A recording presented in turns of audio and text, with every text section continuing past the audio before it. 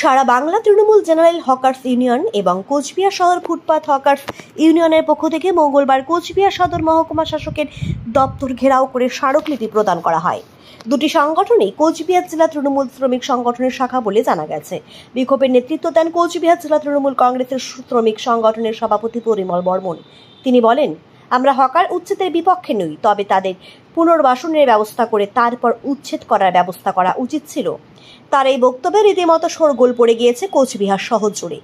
একদিকে রাজ্যের মুখ্যমন্ত্রী মমতা বন্দ্যোপাধ্যায়ের নির্দেশ অনুযায়ী কাজ করছে জেলা প্রশাসন এবং পুলিশ, অন্যদিকে তৃণমূল কংগ্রেসের শ্রমিক সংগঠনের বিরোধিতা করছে। এটা কতখানি যুক্তিযুক্ত এবং রাজনৈতিক ক্ষেত্রে এটা কতখানি প্রভাব ফেলতে পারে তা নিয়ে রীতিমতো জলঘোলা শুরু হয়েছে। হকার্সের পক্ষ থেকে দাবি জানানো হয়েছে, যারা দীর্ঘদিন থেকে রাস্তায় একটি ছাতা কিংবা একটা ত্রিপলটা নিয়ে ব্যবসা করছে, এদেরকে তাদের ব্যবসার সুযোগ করে দেওয়া হোক। এই মর্মে আজকে সদর মহকুমা শাসকের মাধ্যমে তারা তাদের দাবি রাজ্যের মুখ্যমন্ত্রীর কাছে তুলে ধরার চেষ্টা করেছে। একই সাথে পরিমল বাবু বলেন, যেদিন যখন এই সিদ্ধান্ত গ্রহণ করা হয় তখন জেলা সভাপতি, হকার্স ইউনিয়নের সভাপতিরা উপস্থিত ছিলেন, কিন্তু কোচবিহারের ক্ষেত্রে কাউকেই ডাকা হয়নি। তাদের উপর এক প্রকার জোর করে এই সিদ্ধান্ত চাপিয়ে দেওয়া হয়েছে বলেও দাবি করা হয়েছে তৃণমূল কংগ্রেসের শ্রমিক সংগঠনের পক্ষ থেকে। সব মিলিয়ে কোচবিহারের হকার উচ্ছেদকে ও গণতান্ত্রিক ব্যাখ্যা করা হয়েছে শ্রমিক সংগঠনের পক্ষ থেকে। আমরা কোচবিহার শহরের বিভিন্ন হকার্সরা আজকে একত্র হয়েছি। মাননীয় মানবিক মুখ্যমন্ত্রী মমতা বন্দ্যোপাধ্যায়ের নির্দেশ সারা রাজ্য জুড়ে এবং তৎসঙ্গে আমাদের কোচবিহার জেলা শহর জুড়ে, কোচবিহার শহর সহ কোচবিহার শহরে যত পৌরসভা এলাকা আছে, শহরতলিগুলোতে একটা হকার্স এবং ফুটপাতে যারা ব্যবসা করেছিল, এটা মাননীয় মুখ্যমন্ত্রী মমতা বন্দ্যোপাধ্যায়ের নির্দেশ যে তাদেরকে অবিলম্বে ফুটপাত থেকে হকার্সদের তাদেরকে সরানো হোক। তো আমরা মাননীয় মানবিক মুখ্যমন্ত্রী মমতা বন্দ্যোপাধ্যায়ের কথার আদেশের বিরুদ্ধে নই। আমরা মাননীয় মুখ্যমন্ত্রী মমতা ব্যানার্জিকে যথেষ্ট সম্মান করি। উনি রাজ্যের সমস্ত জায়গায় যারা সব ভালো দেখশন করেন, ওনাকে আমরা ওনার প্রতি বিরুদ্ধে নই, কিন্তু আমরা আজকে এই সোশ্যাল মিডিয়া, বিভিন্ন সংবাদপত্র এবং সদর মহকুমা শাসক দপ্তরের মধ্য দিয়ে আমরা আমাদের মাননীয় মুখ্যমন্ত্রী মমতা ব্যানার্জির কাছে এই স্মারকলিপি, এই বার্তাটা পৌঁছতে চাই যে দিদি, আমরা বাঁচতে চাই। দিদি, আমরা শহরে যারা হকার্স, আমরা ফুটপাত দখল, আমরা জায়গা দখল করে নয়, আমরা একটা ছাতি হোক বা উপরে একটা প্লাস্টিক টাঙিয়ে হোক, আমরা বাঁচতে চাই দিদি। আমরা ভাতে মরতে চাই না দিদি।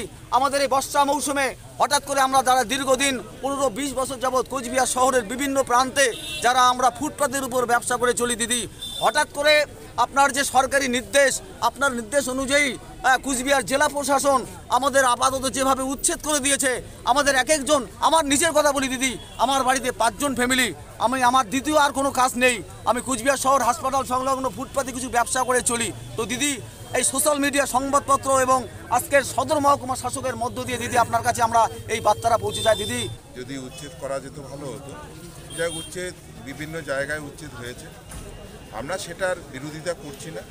আমরা আগাগোড়াই সরকারি সিদ্ধান্তের প্রতি মান্যতা দিয়েই আমরা চাই যে ছোট যারা ব্যবসায়ী, ছোট, কারণ গরিব মানুষরা জিএসটি দিয়ে মাল কেনার চাইতে পথে ঘাটে বা হকারদের কাছে কিনলে একটা সাশ্রয় কিন্তু আছে।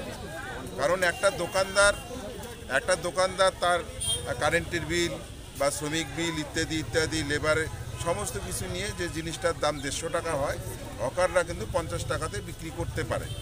এবার গরিব মানুষরা কিন্তু এই হকারের উপরেই ডিপেন্ড করে। একটা শ্রেণী আছে হকারের কাছে কেনার মতো, একটা শ্রেণীর লোক আছে। এবার বড় দোকানদারের ক্ষেত্রেও আছে, এবং তার চেয়ে শপিং মলগুলো আরও ব্যাপার আছে।